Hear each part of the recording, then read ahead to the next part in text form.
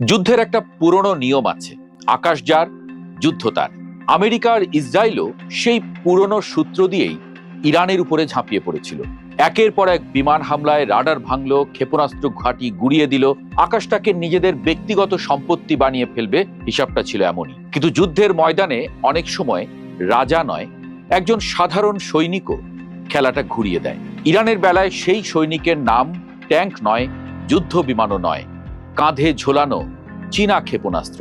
Beijing কোনো যুদ্ধ ঘোষণা দেয়নি, কোনো রণতূর্যও বাজায়নি, শুধু নীরবে কয়েকশো ম্যানপ্যাডস ইরানের হাতে তুলে দিয়েছে।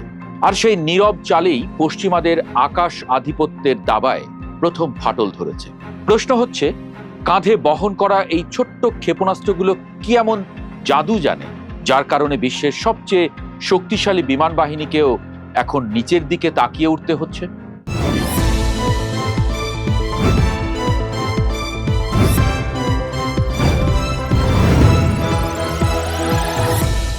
উত্তরটা লুকিয়ে আছে চীনের এক ঠান্ডা মাথার ভূরাজনৈতিক দাবার চালে। কয়েক মাস ধরে যুক্তরাষ্ট্র ও ইসরায়েলের অবিরাম বিমান হামলায় ইরানের সামরিক অবকাঠামো কার্যত ক্ষতবিক্ষত। রাডার স্টেশন ভেঙেছে, ক্ষেপণাস্ত্র প্রতিরক্ষা দুর্বল হয়েছে, সামরিক ঘাঁটিগুলো একের পর এক হামলার শিকার হয়েছে। পশ্চিমা সামরিক পরিকল্পনাকারীরা হয়তো ভেবেছিলেন আকাশের নিয়ন্ত্রণ একবার হাতে চলে এলেই যুদ্ধটা আর কেবল সময়ের ব্যাপার।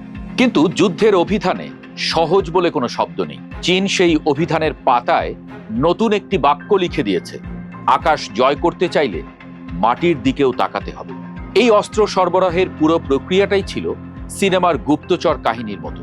হংকংয়ের নিবন্ধিত মধ্যস্থতাকারী প্রতিষ্ঠান ঝংছিং বাওসাং ইন্টারন্যাশনাল ইনভেস্টমেন্ট, যা বেইজিং ভিত্তিক ঝংছিং বাওসাং গ্রুপের হয়ে কাজ করেছে, তাদের মাধ্যমেই এই অস্ত্র সংগ্রহ সম্পন্ন হয়।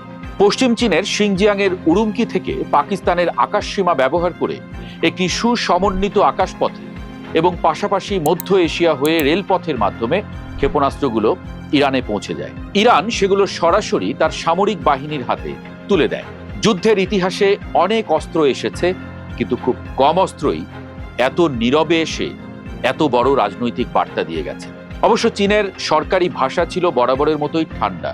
পররাষ্ট্র মন্ত্রণালয় দ্রুত এই খবরকে সম্পূর্ণ ভিত্তিহীন বলে উড়িয়ে দেয়। তারা আঞ্চলিক শান্তি, সংলাপ এবং সংঘাত নিরসনের প্রতি নিজেদের অঙ্গীকারের কথাও পুনর্ব্যক্ত করে। কূটনীতির ভাষা অনেকটা মেঘের মতো দেখতে সাদা, ভেতরে কত জলকণা আছে বোঝা যায় না। বাস্তবে বেইজিং এমন একটি কৌশল নিয়েছে যাতে একদিকে তারা যুক্তরাষ্ট্রের সঙ্গে সরাসরি সামরিক সংঘাতে জড়ায় না, অন্যদিকে নিশ্চিত করে যে তেহরান যেন সম্পূর্ণ সামরিক বিপর্যয়ের মুখে না পড়ে কিংবা জোরপূর্বক সরকার পরিবর্তনের পরিস্থিতি তৈরি না হয়। এই সহায়তা এসেছে এমন এক সময় যখন ইরানের বিমান প্রতিরক্ষা ব্যবস্থা কার্যত হাঁপিয়ে উঠেছে। কয়েক মাস ধরে দূরপাল্লার নির্ভুল অস্ত্র এবং suppression of enemy air defences SEAD কৌশল ব্যবহার করে পশ্চিমা বাহিনী ইরানের কেন্দ্রীভূত রাডার নেটওয়ার্ক এবং ভূমি থেকে আকাশে নিক্ষেপযোগ্য দূরপাল্লার ক্ষেপণাস্ত্র ব্যবস্থা, যার মধ্যে রাশিয়ার সরবরাহ করা S-300 এবং দেশীয় বাভার 373ও রয়েছে, গুরুতরভাবে দুর্বল করে দিয়েছে। ঠিক তখনই শত শত চলমান কাঁধে বহনযোগ্য প্রতিরক্ষামূলক ক্ষেপণাস্ত্র এসে যেন ছিদ্র হয়ে যাওয়া ছাতার নিচে নতুন কাপড় সেলাই করে দিল।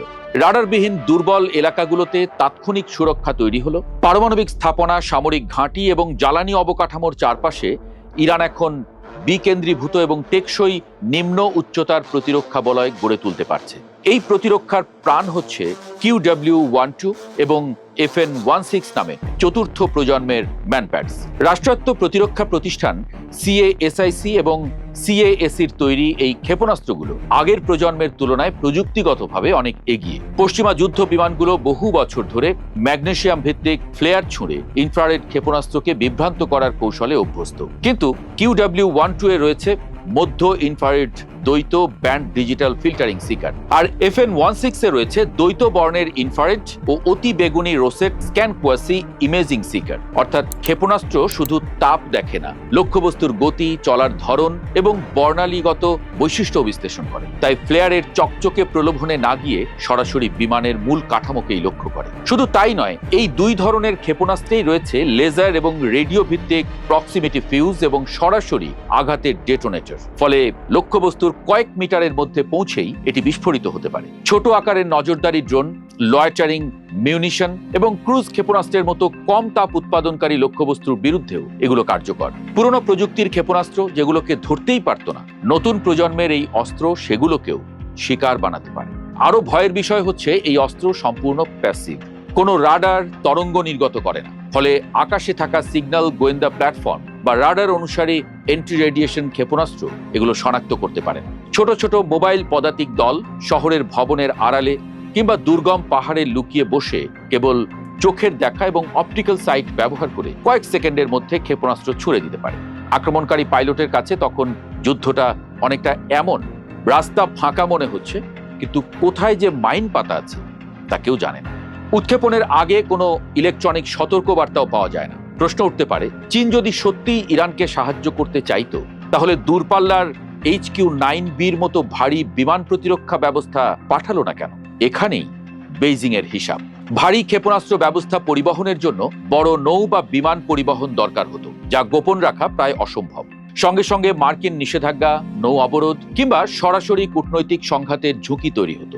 এছাড়া এমন ব্যবস্থা চালাতে দীর্ঘ প্রশিক্ষণ, বড় রাডার নেটওয়ার্ক এবং জটিল সমন্বয় লাগে। কিন্তু ম্যানপ্যাডস অল্প প্রশিক্ষণেই ব্যবহার সম্ভব, লজিস্টিক চাহিদা সীমিত, আর চাইলে সহজেই বলা যায় এগুলো তো কেবল আত্মরক্ষার অস্ত্র, আক্রমণের নয়। কূটনীতিতে একে বলে সাপও মরল, লাঠিও ভাঙল না। কিন্তু চীন কেন ইরানের পেছনে শক্ত ঢাল হয়ে দাঁড়িয়েছে? না, চীনের এই সিদ্ধান্তের পেছনে কোনো আবেগ নেই। এখানে বন্ধুত্বের চেয়ে হিসাবের খাতা বেশি মোটা। ইরান চীনের বেল্ট অ্যান্ড রোড ইনিশিয়েটিভের গুরুত্বপূর্ণ ভিত্তি, পাশাপাশি পেট্রো ডলারের বাইরে অপরিশোধিত তেলের অন্যতম প্রধান সরবরাহকারী। ইরানি রাষ্ট্র পুরোপুরি ভেঙে পড়লে মধ্যপ্রাচ্যে যুক্তরাষ্ট্রের একচ্ছত্র প্রভাব প্রতিষ্ঠিত হবে। তাতে চীনের জ্বালানি নিরাপত্তা যেমন ঝুঁকিতে পড়বে, তেমনি মধ্য এশিয়ার স্থলভিত্তিক বাণিজ্য করিডোরও বিপদে পড়বে।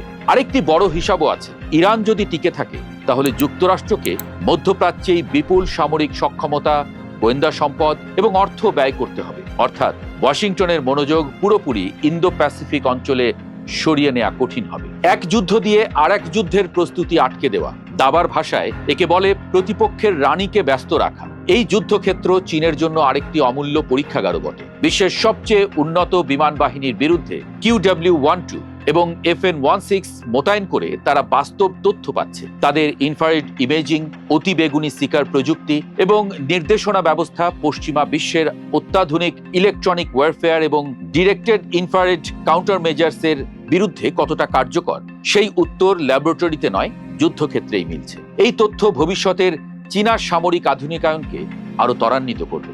সবচেয়ে বড় পরিবর্তনটি ঘটছে ইরানের বিমান প্রতিরক্ষা মতবাদে। কেন্দ্রীভূত রাডার আর বিশাল কমান্ড সেন্টারের যুগ যে দ্রুত ধ্বংস হয়ে যায়, সেই শিক্ষা থেকে ইরান এখন মোজাইক এয়ার ডিফেন্স স্থাপত্যের দিকে ঝুঁকছে। অর্থাৎ ছোট ছোট বিকেন্দ্রীভূত প্রতিরক্ষা ইউনিট, যারা আলাদাভাবে টিকে থাকবে, আবার প্রয়োজনে একসঙ্গে প্রতিরোধ গড়ে তুলবে। যুদ্ধের ইতিহাসে কখনো কখনো একটি ছোট অস্ত্র পুরো কৌশল বদলে দেয়। একসময় ধনুকের সামনে বন্দুক, বন্দুকের সামনে ট্যাঙ্ক, ট্যাঙ্কের সামনে ড্রোন, এভাবেই যুদ্ধের ভাষা পাল্টেছে। আজ সেই ভাষায় নতুন একটি শব্দ যোগ হয়েছে, ম্যানপ্যাডস।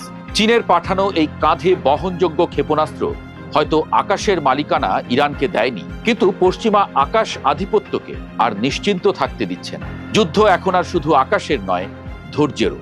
আর সেই ধৈর্যের পরীক্ষায় বেইজিং নীরবে এমন এক চাল দিয়েছে, যার অভিঘাত বহুদিন পর্যন্ত মধ্যপ্রাচ্যের আকাশে প্রতিধ্বনিত হতে পারে।